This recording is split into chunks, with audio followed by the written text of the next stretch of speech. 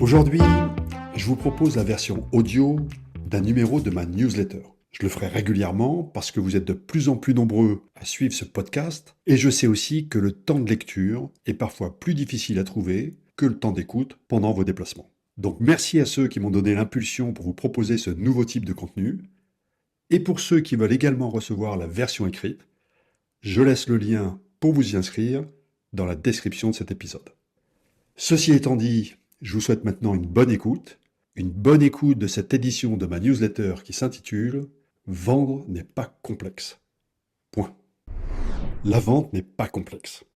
Je persiste et je signe. Il n'y a rien de plus simple à comprendre qu'une transaction commerciale.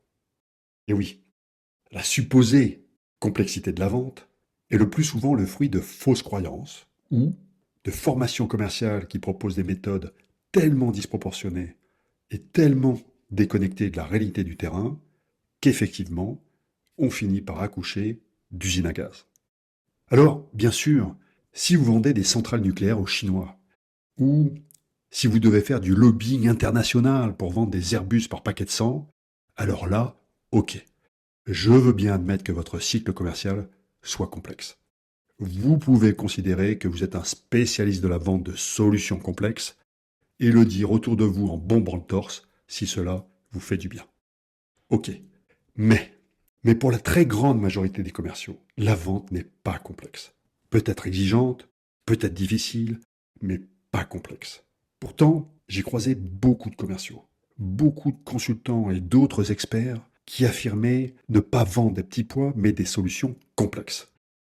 Outre le fait que c'est assez désobligeant vis-à-vis des autres vendeurs, le plus souvent, vanter la complexité de son business consiste surtout à oublier ou à faire oublier à ceux qui veulent bien l'entendre que dans vente complexe, il y a d'abord vente. Parce que, sur le fond, la majorité des affaires que toutes ces personnes devaient conduire n'avaient rien de complexe. Sauf, bien sûr, à considérer que prospecter, convaincre et fidéliser sont des prouesses hors du commun qui mériteraient la médaille Fields ou la Légion d'honneur.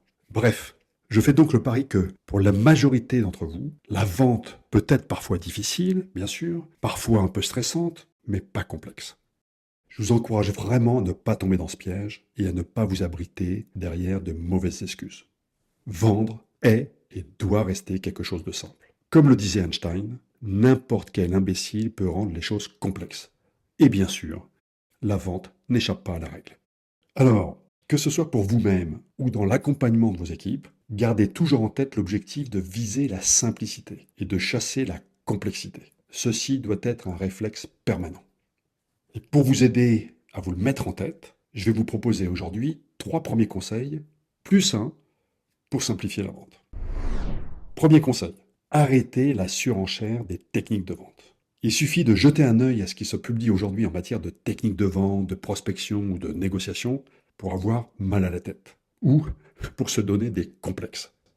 À écouter les nombreux experts, il faudrait à la fois maîtriser les neurosciences comme les grands scientifiques, savoir classer les gens par couleur, décoder toutes les subtilités de la gestuelle, et tant qu'on y est, pratiquer l'art de la maïeutique comme Socrate. Et si vous vendez en B2B, à des grands comptes, on vous proposera en plus d'investir un temps considérable dans les revues d'affaires, des revues de comptes et autres matrices des acteurs qui sont aussi chronophages qu'inefficaces pour vraiment faire avancer le business. Évidemment, je force un peu le trait.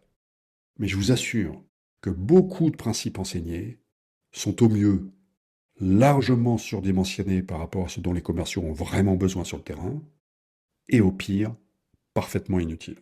Pour l'anecdote, laissez-moi vous raconter un exemple personnel.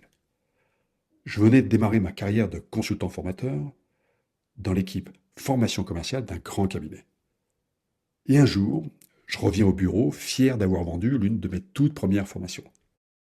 Un consultant senior, bienveillant bien sûr, et aussi rempli de certitude, m'a alors pris à part pour me donner un conseil.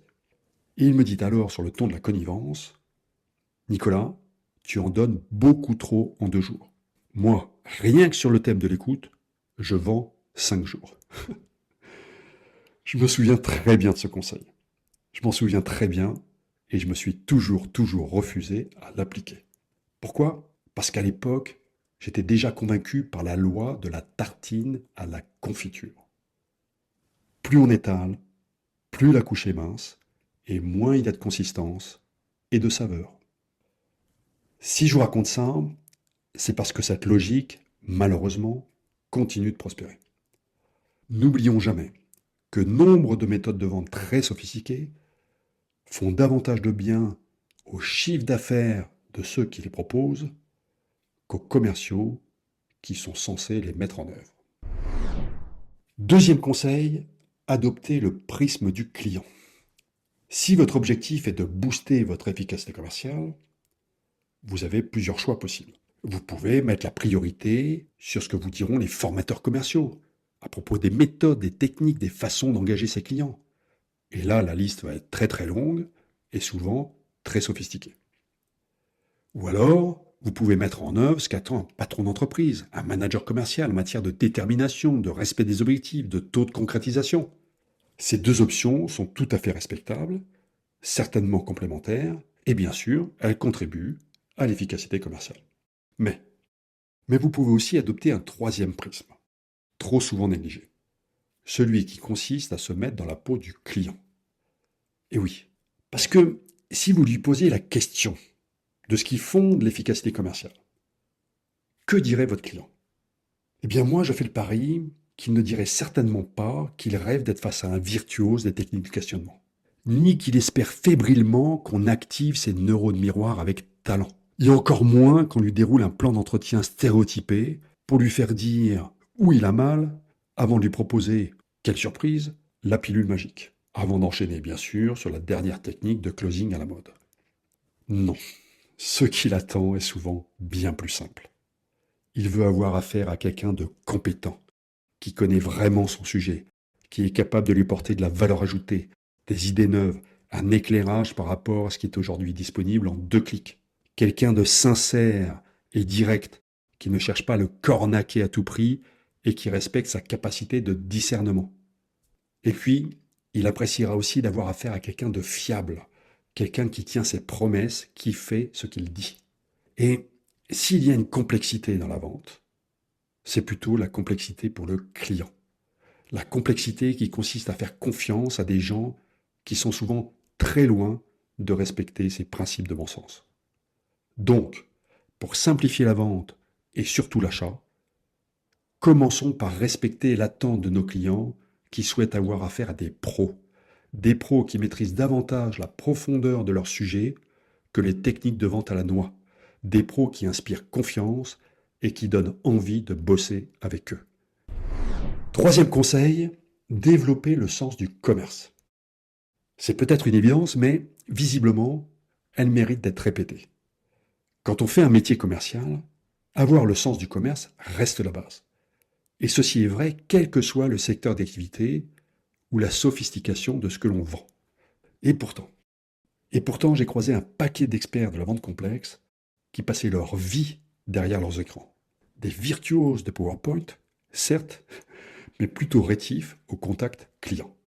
Combien de commerciaux considèrent aujourd'hui qu'ils ont fait le job après avoir envoyé un mail? Combien préfèrent un SMS à une vraie discussion ou un outil de relance automatique à une interaction entre congénères? Bref, ayez toujours en tête, et si vous êtes manager, martelez autour de vous que faire du commerce passe d'abord par de la relation, par des interactions, par des conversations. Ceux qui l'oublient ou qui font semblant d'oublier seront bientôt remplacés par des chatbots. Et à juste titre. Je vous avais annoncé 3 conseils plus 1. Nous allons donc passer maintenant au plus 1. En fait, je le distingue des autres parce que celui-ci est plus générique. Il peut s'appliquer à la vente, mais aussi à tous les domaines ou presque de votre vie. Ce conseil, c'est d'appliquer le filtre de Ray Dalio. Ce filtre qui lui permet de savoir très rapidement s'il va porter un intérêt ou pas à ce que quelqu'un lui propose. Alors évidemment, je ne résiste pas au plaisir de partager ce filtre avec vous pour que vous puissiez l'utiliser dans votre vie courante, mais aussi, bien sûr, la prochaine fois vous croiserez un expert de la vente complexe. La méthode de Ray Dalio est très simple. Il s'agit de vérifier si la personne qui nous parle est fiable. Pour lui, une personne fiable est une personne qui peut témoigner d'au moins 3 succès personnels sur la méthode qu'elle nous propose et qui est également capable d'expliquer précisément la relation de cause à effet entre les actions qu'elle a mises en œuvre et les réussites évoquées.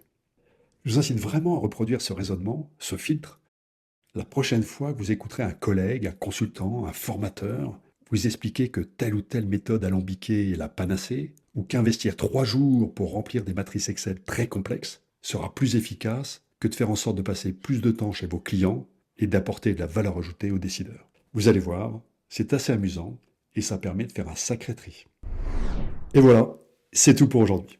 Si vous voulez en savoir plus sur mes livres, mes conférences, mes formations commerciales et sur tous les moyens que je donne aux managers pour suivre et accompagner leurs commerciaux avant, pendant et après les formations, alors rendez-vous sur les liens qui sont dans la description de cet épisode et sur nicolacaron.fr. D'ici là, bon business à tous.